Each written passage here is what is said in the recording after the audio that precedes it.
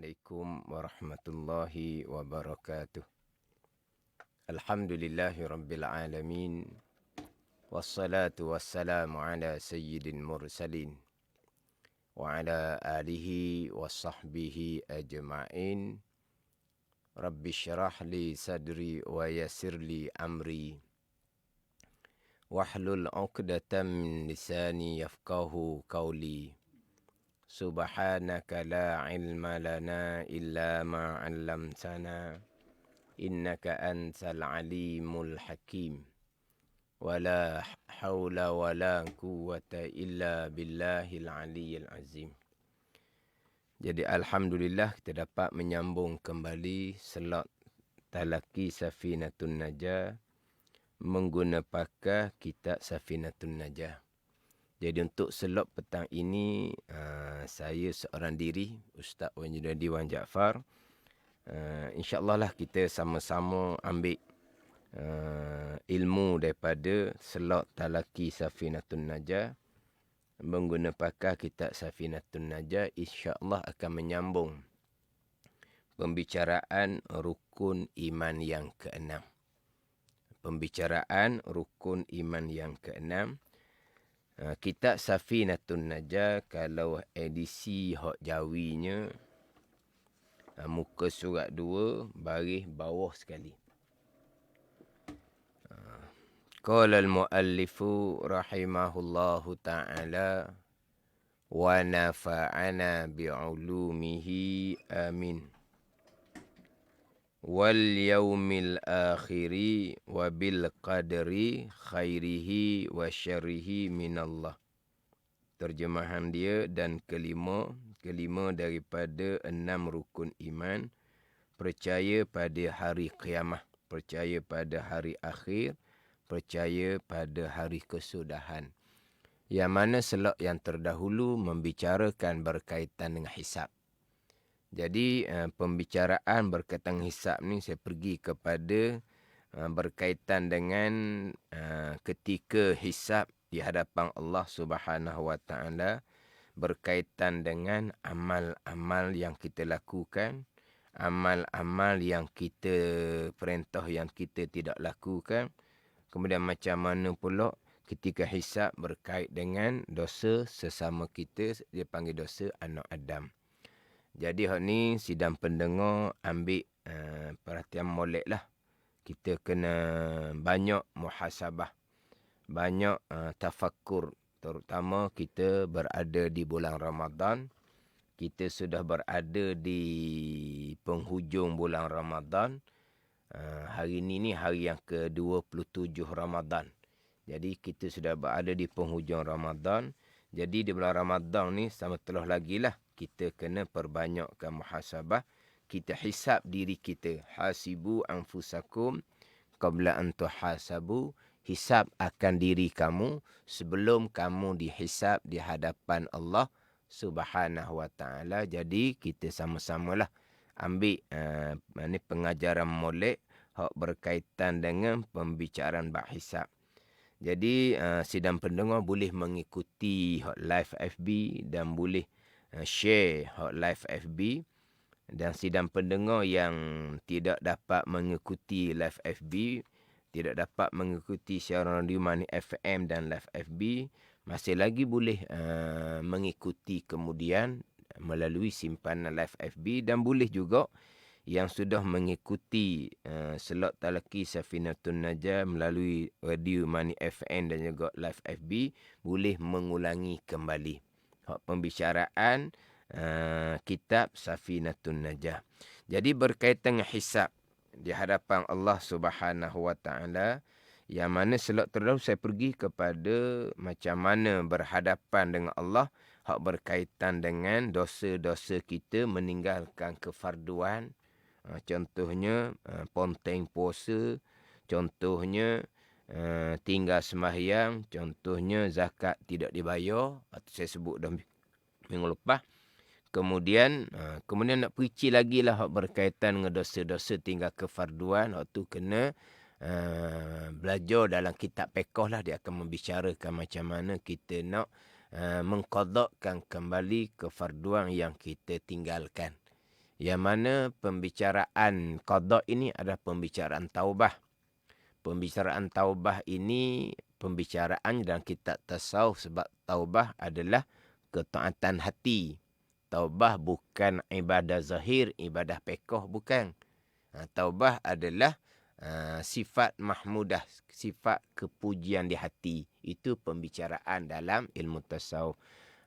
Dalam ilmu tasawuf dia akan membicarakanlah macam mana dia punya syarat taubah, rukun taubah. Sebab tanpa kita bertaubah, kita akan berhadapan di mahsyar.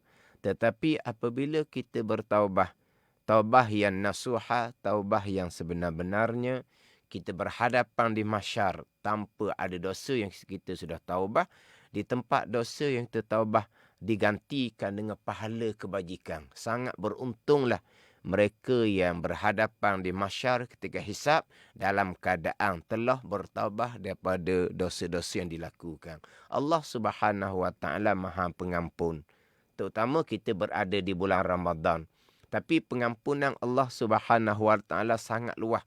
Bukan hanya terhad di bulan Ramadan, tapi sama telah ketika berada di bulan Ramadan. Tapi pintu taubah sentiasa terbuka. Pintu taubah sentiasa terbuka.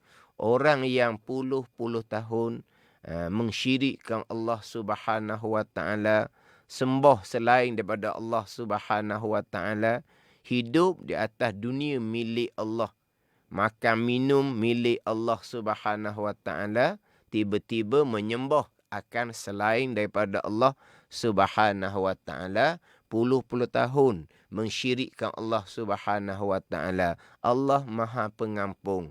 Bertaubah sahaja orang yang syirik, yang kafir puluh-puluh tahun dengan mengucap dua kalimah syahadah serta beriman.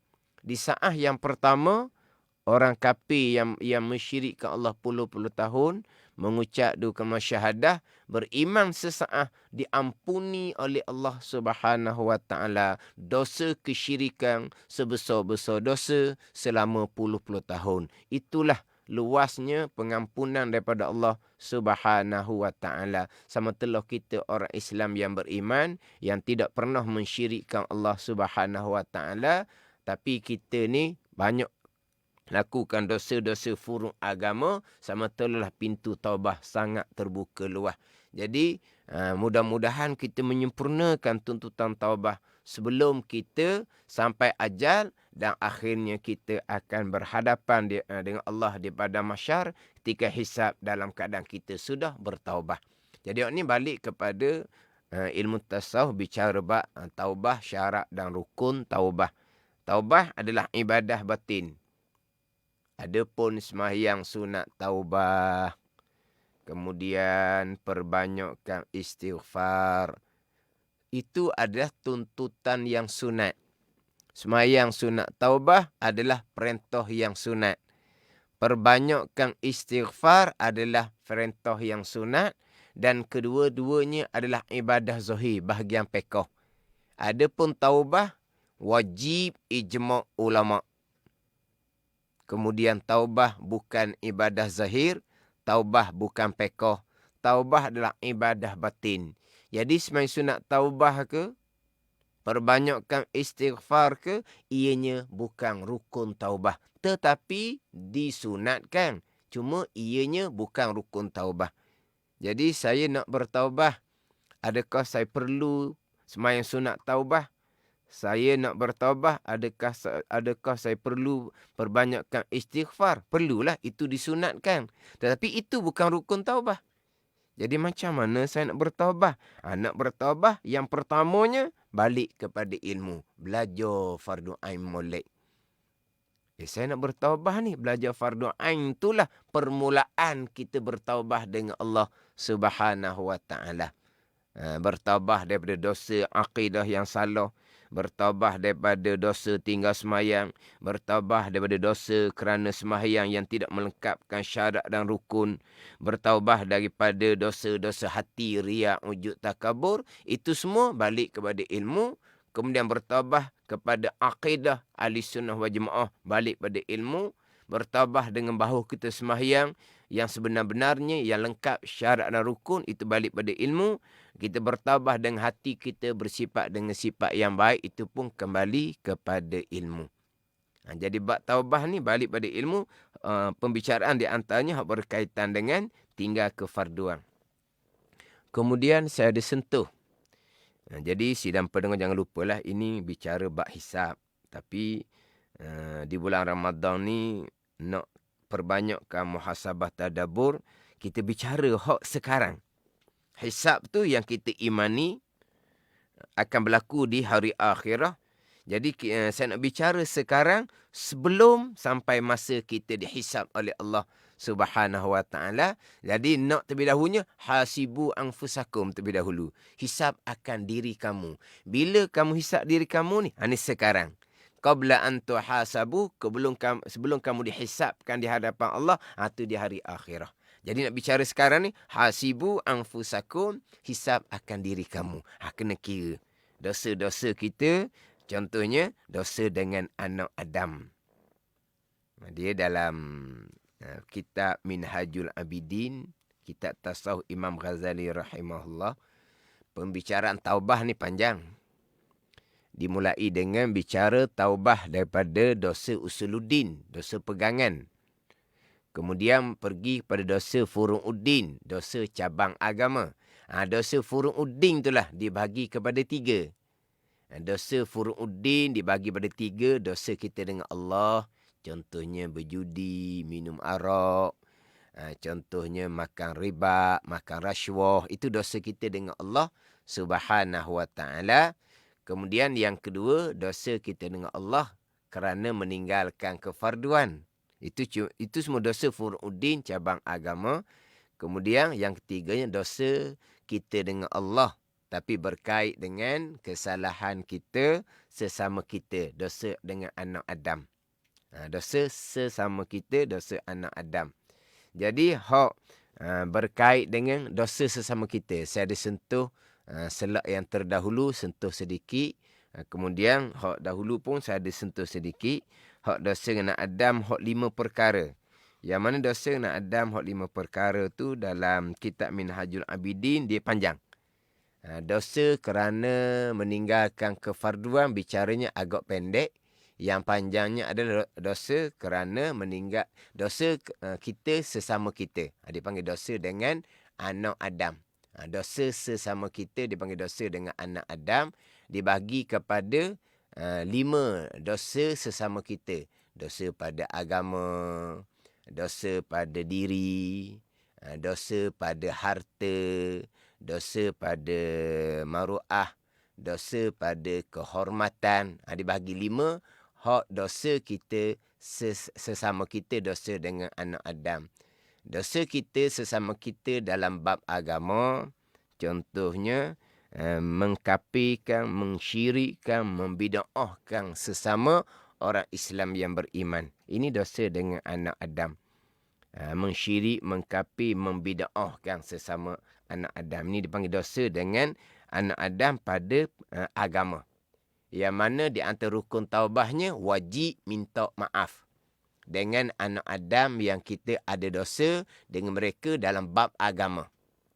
Dosa kita dalam bab agama, kita kena hadap dengan anak Adam tersebut dan kita wajib kena minta maaf. Ni dia. Jadi sidang pendengar, kemungkinanlah untuk selok minggu ni, kalau tak boleh nak menyambung balik pembicaraan rukun iman yang ke-6, pembicaraan hisab, insya-Allah di selok akan datanglah. Di selok akan datang akan menyambung kembali hak pembicaraan rukun iman yang ke-5. Bukan rukun iman yang ke-6. Rukun iman yang ke-5 hak pembicaraan berkaitan dengan hisab. Jadi dia berkait dengan dosa dengan anak Adam ini. Di antara rukunnya, kita wajib berhadapan dengan anak Adam tersebut. Minta maaf, minta halal. Wajib kita berhadapan dengan anak Adam tersebut. Kemudian kalau kita tidak dapat berhadapan dengan Adam tersebut, yang kita ada kesalahan, ini cerita kesalahan pada agama, kesalahan pada diri, kesalahan pada harta, pada maruah. Kita mengumpat contohnya, kita untuk berhadapan dengan anak Adam tersebut memang tak dapat. Contohnya, orang yang kita ada dosa dalam bab agama tadi, dia sudah mati dah. Sudah mati ni, bukan kata kita kena pergi kubur dia, pegang batu nesang dia. Dok lah. Tak ada cara tu. Kita ada dosa dengan anak Adam, kita nak minta maaf, kita pergi cari dia, siapa kampung dia, keluarga dia beritahu, mati dah, ke bumi dah. Kalau begitu nak minta maaf macam mana? Pergi minta maaf kubur. Tu bukan cara dia. Bukan kata pergi kubur, pegang batu nesang, minta maaf lah saya ni. Tak ada situ. Lepas tu macam mana tu? Dia panjang pembicaraan. Ni balik pada ilmu belaka ni. Balik pada ilmu yang mana kita hamba Allah yang lemah, hamba Allah yang banyak dosa. Kita akan menghadapi situasi yang seumpama ni. Orang yang langsung tidak terfikir pun untuk minta maaf, tu dia beres je. Iwak dek je. Orang Terengganu panggil iwak dek, awak dah tahu je. Jadi hasibu anfusakum, hisablah oleh kamu akan diri kamu, tak ada bahagian tu. Tu sampai dia mahsyar, menyesal yang sangat-sangat lah. Ini kita bicara mereka yang sudah insaf dan nak menyelesaikan kembali, nak selesai dosa anak Adam. Ni perkara yang berlaku dengan dosa anak Adam ni agak, mana kita kata agak, memang realiti dalam kehidupan. Jadi kita nak minta maaf, tak boleh minta maaf sebab dia sudah mati. Jadi macam mana? Ataupun mati, hidup ke mati ke dia, kita tak tahulah. Itu cerita masa dulu-dulu. Dulu-dulu ni kena ingat baik. Dulu-dulu ni, walaupun pada masa belasang, pada masa umur 20-an, malaikat kiraman katibin, raqib atid, mencatat, sentiasa mencatat. Sentiasa mencatat, dan catatan lampau, tak ada kata terpadam. Dia kalau catatan manusia ni, kalau hak lampau-lampau, kertas tu mungkin kita panggil apa? Makan bubuk ke apa? Kertas lama kan? Mungkin makan bubuk ke, makan di anak-anak ke, ataupun kertas tu jadi hilang ke. Tu hak catatan manusia. Catatan raqib atid ni bermula kita masa kita remaja tu. Masa kita sekolah, masa kita mula-mula bekerja. Kita ni banyak berhubung sesama kita. Jadi terkadang kita ada melakukan kesalahan sesama kita. Semua ni akan berhadapan di mahsyar. Jadi yang pertama kita kena minta maaf. Itu rukun dia. Nak minta maaf saya sebut tadilah. Tak dapat kerana sudah mati, kerana sudah tak tahulah hidup lagi ke mati dah ke, tak tahu dah putus hubungan. Ataupun ada dan kita memang sekapung dengan dia lah kita kata. Tapi kalau kita pergi minta maaf, cerita kesalahan kita kepada dia, akan jadi mudarat, akan jadi kelahi besar. Syarat tidak membenarkan. Tidak membenarkan kita pergi minta maaf. Contoh kalau mengumpat lah. Bila mengumpat, kita pergi jumpa dengan orang yang kita umpat, kita minta maaf, kita nyatakan apa yang kita umpat. Memang sensitif sangat apa ayat yang kita kata tu. Maknanya kalau kita kata kok, memang mudarat lah kitanya. Syarat tidak membenarkan kita berhadapan dengan seseorang yang akan menimbulkan kemudaratan kepada kita. Jadi macam mana cara dia? Makna kita memang akan terikat. Dengan dosa tu kita terikat. Kita akan berhadapan di mahsyar dan keadaan kita terikat dengan dosa anak Adam tersebut. Tapi macam mana kita nak hadapi di mahsyar? Kalau kita kata dengan tidak nyadar, dengan tidak tangan kosong, ada persiapan kita macam mana? Kita perbanyakkan buat amal, kita perbanyakkan istighfar, kita hadiahkan pahala amal kita kepada mereka yang akan menuntut ke atas kita pada hari akhirah ketika hisab di mahsyar. Kita perbanyakkan istighfar kepada mereka yang ada hak atas kita, yang akan menuntut daripada kita di hadapan Allah di padang mahsyar ketika hisab. Jadi mudah-mudahan dengan pahala yang kita hadiah, dengan istighfar yang kita sentiasa istighfar kepada mereka ini, mudah-mudahan Allah Ta'ala buka hati mereka, maafkan kita tanpa mengambil pahala kebajikan daripada kita. Panggil apa ni? Mudah-mudahan. Berharap kepada Allah supaya Allah buka hati orang yang kita ada kesalahan, yang kita bukan tak mau minta maaf, kita nak minta maaf tapi tak dapat minta maaf kerana beberapa sebab. Tapi nak ceritanya dosa dengan Adam, walaupun kita tak dapat minta maaf, tak lepas juga kita terikat. Tapi mudah-mudahan kita berhadapan di mahsyar, Allah tak buka hati sebab kita berhadapan kita sekarang untuk menghadapi hari akhirat, untuk menghadapi hari kematian. Kita tidak kosong, kita tidak nyadar. Kita mengikuti sebagaimana yang disusun dalam kitab-kitab ulama tasawuf, macam mana kita nak berhadapan di mahsyar dengan orang yang pada masa sekarang memang tidak ada harapan untuk kita minta maaf. Ini semua bicara bab-bab dosa-dosa ni, berkait bab taubah. Tapi tajuk kita hisab, tak apalah. Kita bicara dahulu hak perkiraan kita sekarang sebelum kita berhadapan di mahsyar. Jadi dosa kita dengan Adam dalam bab agama, contohnya mudah-mudah kita menyatakan seseorang itu Yahudi, sudah ikut Dajjal, ikut WHO. Mudah-mudah je tuduhan kepada orang Islam yang lain. Ni kadang-kadang dalam FB lah. Dalam FB kadang-kadang mudah-mudah je tuduh Dajjal, Yahudi lah apa semua. Tu semua tu dosa kena Adam dalam bab agama.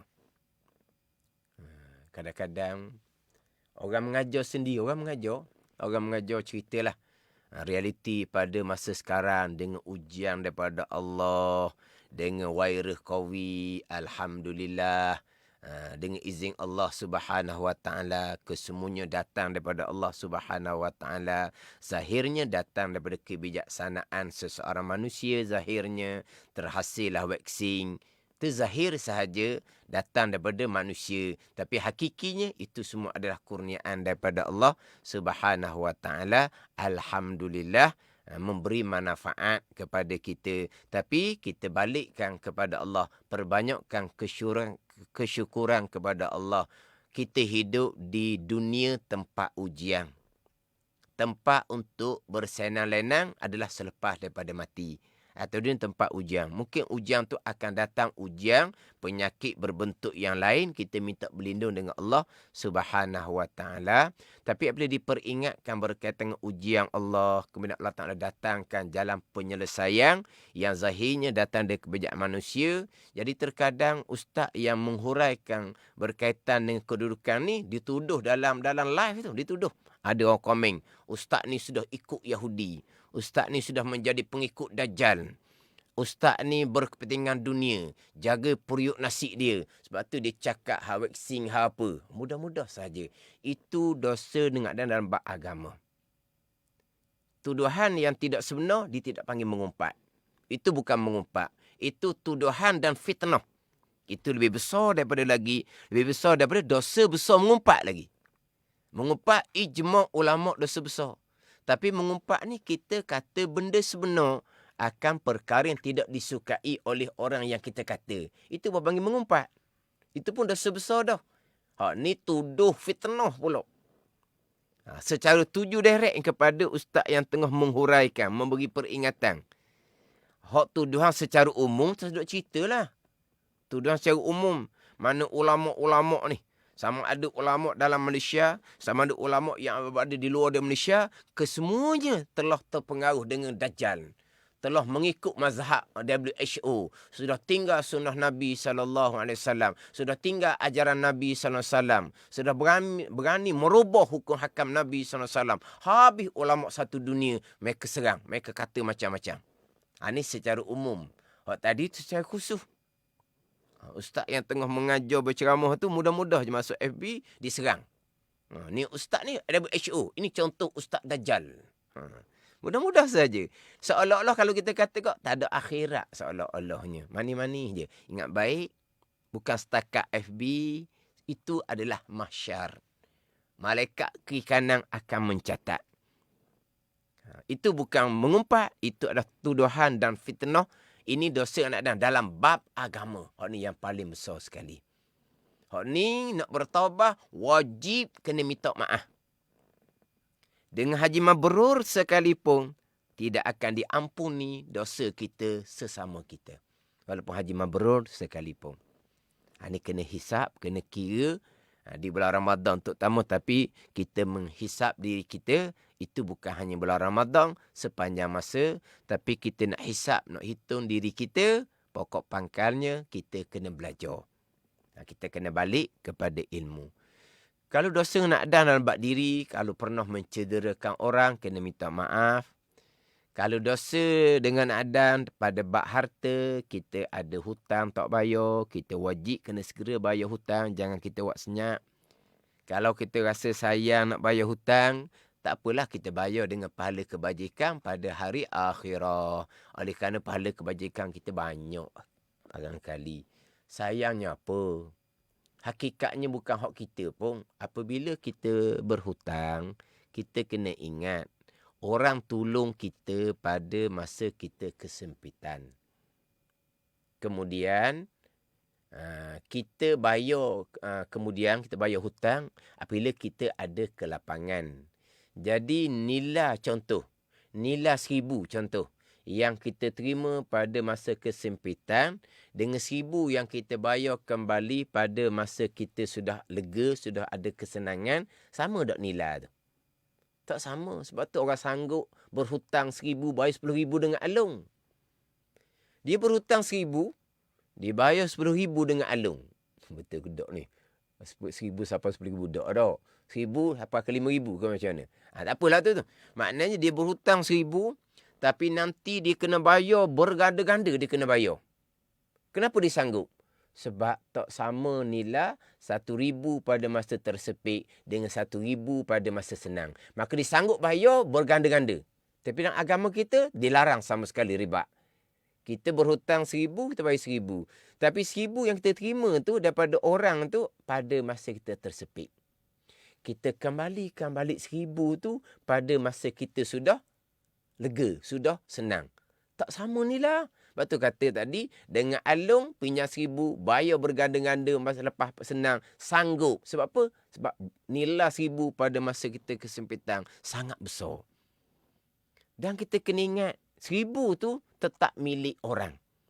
Jadi bukan milik kita. Kenapa kita sayang untuk kembalikan milik orang yang orang dengan pemurah hati tolong kita masa kita kesempitan. Fikir molek.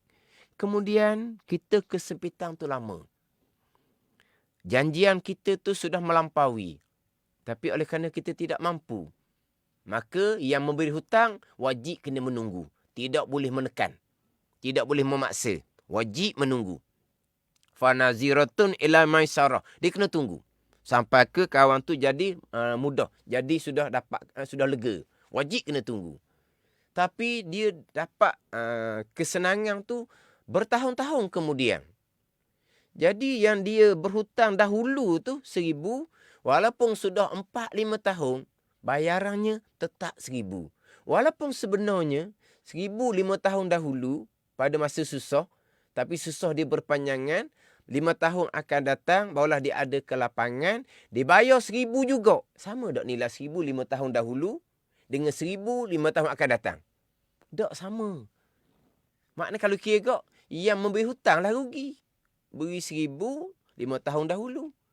1,000 tu masa dahulu, 5 tahun dahulu tu banyak mana barang boleh beli. Dibayar 1,000 ni 5 tahun akan datang. 1,000 ni kalau kita kata kok, betul tak tahulah. Macam 500 dah barangkali. Nilai tu macam 500 dah. Maknanya kalau kira kok, orang yang memberi hutang tu rugi. Tapi tak rugi, dia boleh pahala besar di hari akhirah. Dia tak akan rugi. Dia dapat pahala besar di hari akhirah. Tapi macam mana kita boleh, kita sudah dapat kesenangan, kita buat tak tahu je. Kita cuai daripada menyelesaikan hutang kita dengan orang, itu dosa nak dam dalam bab harta, Kalau kita tidak bertaubat sekarang, kita akan berhadapan di mahsyar pada masa hisab di hadapan Allah yang Maha Adil. Kita akan bayar dengan pahala kebajikan kita. Muflihlah kita di padang mahsyar. Kita nak bayar dengan pahala, pahala kita habis dah. Maka dosa orang yang kita zalimi atas dunia tu, yang kita hutang tak bayar, dosa mereka akan dibubuh dalam dosa kejahatan hak kita. Bayangkan. Jadi kena kira molek. Selama umur kita ni ada, diberi peluang oleh Allah Subhanahu Wa Taala, kena kira molek. Mati bila-bila masa. Kemudian pula, yang kita hutang tu bukan milik kita sebenarnya. Lepas daripada kita mati pun, bukan milik kita dan tidak akan menjadi milik pusaka. Sebab begitu benar. Tidak menjadi milik pusaka. Tidak menjadi tarekah. Tidak. Sebab itu milik orang. Maka anak-anak si mati ni wajib kena ambil daripada harta peninggalan tadi. Ada peninggalan yang takkan jadi pusaka tadi ni, wajib kembalikan kepada ampunnya hutang. Wajib. Tiba-tiba anak kemudian tengok, hutang ayah dia banyak ni. Ayah dia cuai tak bayar ni. Kalau kita adik-beradik selesai hutang, ada baki, ada balance, barulah kita bagi pusaka. Tak ada tinggal sikit habuk ni. Lepas tu macam mana ni? Kita buat senyap sudahlah. Lagi punya hutang ayah kita, bukan kita. Ayah kita mati dah. Jadi anak pun tak ambuh kembali balik hak peninggalan harta si mati yang sebahagian adalah hutang daripada orang lain. Jadi anak pun tak ambuh kembalikan balik. Maka anak tu meneruskan pekerjaan zalim yang dilakukan oleh si mati. Yang sengaja cuai daripada membayar hutang. Lepas tu hak si mati dalam kubur tu macam mana? Kena kira-kira lah. Macam mana kita berhadapan dengan munkar dan nakir, dengan kita menzalimi orang yang pernah menolong kita, memberi hutang pada kita pada masa kita kesempitan. Kita menzalimi pula dianya. Macam mana berhadapan dengan munkar dan nakir. Sekarang ni sampai pada masa hisab. Macam mana kita nak berhadapan dengan orang kita zalimi di hadapan Allah pada masa hisab di hari akhirah. Ni kena kira belaka ni. Yang mana perkara ni akan membabitkan anak cucu kita pula kemudian. Kalau anak cucu kita tu beragama, apa tengok, Allah ni kita kena kira ni. Kira. Ada baki ke, tak ada baki ke. Tak apalah kita adik-beradik ni. Tapi hak orang, kita tak ambil babik dengan hak orang pada ni. Alhamdulillah, anak kita tidak meneruskan perbuatan zalim kita. Tapi perbuatan zalim kita tetap akan berhadapan di mahsyar pada masa hisab. Itu dosa anak Adam dalam bab harta. Ni kena molek lah ni. Dalam bab harta ni, tak kena gaya. Sanggup menzalimi sesama anak Adam. Bukan sesama anak Adam, bahkan sedarah sedaging pun kerana harta sanggup dia menzalimi saudara sendiri. Sanggup menipu saudara sendiri. Jadi seolah-olahnya mati tidak ada perkiraan barangkali. Ni lah kita kena muhasabah, kena kira. Ni kadang-kadang ialah lepas daripada dahulu tu mungkin lara daripada agama. Kemudian Alhamdulillah duk majlis surah dah. Tapi dalam bab hak anak Adam, hak harta, hak hutang ni, kadang-kadang ada juga kisah-kisah yang dibuat tak tahu je. Jadi di masjid surau yang sama, hadiri majlis ilmu yang sama, tuan hutang pun ada di situ, yang berhutang pun ada di situ. Tapi awak tak tahu je. Yang berhutang senang dah. Kehidupan dia sudah nampak kesenangan. Tapi awak tak tahu je. Tak ada rasa malu apa pun, dia terserempak dengan orang yang dizalimi tadi. Yang tolong dia pada masa dia susah, tiba-tiba dia menzalimi dengan tidak bayar balik hutang hak dia pinjam tu. Yang mana kadang-kadang pelik jadinya. Ini pernah terjumpa lah. Jadi sedang pendengar ambil perhatian molek. Kita sama-sama lah. Kita sama-sama ni hamba Allah yang lemah belaka ni. Bila timbul ceritanya, yang tuan hutang tu pula jadi segang. Ustaz, segang saya Ustaz nak mari masjid ni. Kenapa segang? Saya tersempok dengan orang yang berhutang dengan saya. Dia tak tahu je. Dah kamu segang. Kenapa? Bukan kamu yang salah. Dia yang salah. Yelah, tapi saya segang. Tiba-tiba hak yang dizalimi ni pula yang segang untuk berhadapan dengan yang menzalimi dia. pada ni. Tapi hak menzalimi dia tu duduk dalam masjid dah. Duduk mengaji kitab dah. Tapi dipikir macam mana? Itu hak orang, milik orang. Kamu mati pun, duit 1,000 tu tetap milik orang. Yang anak-anak kamu tidak boleh pusakai, anak kamu kena bayar kembali kepada orang yang kamu hutang tu. Wajib kembali balik. Tak kembali balik, kamu menzalimi, anak kamu meneruskan tradisi kamu yang kamu menzalimi orang yang pernah menolong kamu. Ini contoh dosa anak Adam dalam bab harta. Kalau kita nak bayar,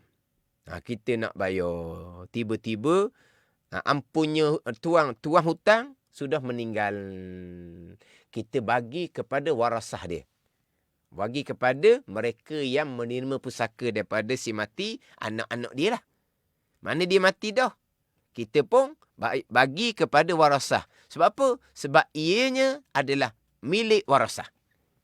Sekarang ni kita berhutang dengan orang tu mati. Jadi macam mana hutang? Jadi halal. Dah. Kita wajib kena bayar kepada berhak menerima harta pusaka. Wajib kena bayar pada ni. Itu makna itu kita nak bertaubah. Ni bukan kata ni kita sebenarnya berhutang belum sampai masa lagi. Kita tak ada salah apa pun. Janji masa pun belum sampai lagi. Ataupun kita bayar angsuran dengan dia. Dia pun memang becang gitu dah bayar angsuran. Tiba-tiba dia mati. Mana kita kena teruskan pembayaran kepada orang yang berhak menerima pusaka. Ini kalau sebelah kita lah yang berhutang. Ni bukan hak berdosa ni sebab kita tidak cuai. Tapi kalau kita cuai, kita menzalimi, kita sengaja tak bayar, walaupun sudah mati, kita wajib bayar kepada mereka yang mempusakai harta si mati. Pada ni. Lepas tu kita minta ampun dengan Allah Subhanahu Wa Taala. Mudah-mudahan Allah Ta'ala buka hati si mati itu maafkan kita kerana masih hidup dia, kita melakukan kezaliman dengan bahawa kita tidak kembalikan harta dia. Tu dosa kita tetap kekal. Sebab kita nak minta maaf, ampunnya duit, ampunnya hutang sudah mati. Kita akan berhadapan di mahsyar. Kita perbanyakkan buat amal. Kita sedekah jariah. Kita istighfar kepada orang yang kita ada kesalahan atas dunia. Mudah-mudahan di padang mahsyar Allah Ta'ala buka hati orang yang kita zalimi tadi itu. Maafkan kita tanpa kita kena bayar dengan pahala kebajikan kita. Itu contoh dosa nak dalam bab harta, dosa nak dalam bab maru'ah, dalam bab kehormatan. Itu akan pergi pada bicara mengumpat, fitnah, maki hamung, apa semua. Jadi insyaAllah lah untuk selok akan datang, saya akan sambung kembali rukun iman yang kelima, hisab di hadapan Allah Subhanahu Wa Taala, dan insya-Allah lah saya akan sambung sedikit lagi lah hak berkaitan dengan dosa anak Adam. Contohnya dalam bab kehormatan, dalam bab maru'ah. Dalam bab maru'ah contohnya kita mengumpat, kita memaki, kita memfitnah sesama anak Adam. Jadi sempurna di akhir Ramadan ni. Mudah-mudahan Ramadan kita diterima oleh Allah Subhanahu Wa Taala. Mudah-mudahan doa yang kita sentiasa ulangi itu diperkenankan oleh Allah. Allahumma inna nas'aluka ridhaka wal jannah wa na'udzubika min sakhatika nar. Kita minta supaya kita minta akan redha Allah dan syurga Allah, dan kita minta berlindung daripada kemurkaan Allah dan neraka Allah Subhanahu Wa Taala. Mudah-mudahan doa kita tu diperkenankan oleh Allah Subhanahu Wa Taala. Kita dapat redha Allah Subhanahu Wa Taala di bulan Ramadan. Bila dapat redha Allah, maka selamatlah agama kita. Bila dapat redha Allah, selamatlah dunia dan akhirah kita. Wallahu a'lam. Bismillahirrahmanirrahim. Alhamdulillahirabbil alamin. Wassalatu wassalamu ala sayyidil mursalin wa ala alihi wa sahbihi ajma'in. Allahumma ftah alaina futuhal arifin. Allahumma allimna ilma akdamin wa fahimna famas sabiqin warzuqna ruqat talibin. Allahumma zidna ilman wa alhiqna bis salihin. Wa sallallahu ala sayyidina Muhammadin wa ala alihi wa sahbihi wa sallam. Walhamdulillahi rabbil alamin. Wassalamualaikum warahmatullahi wabarakatuh.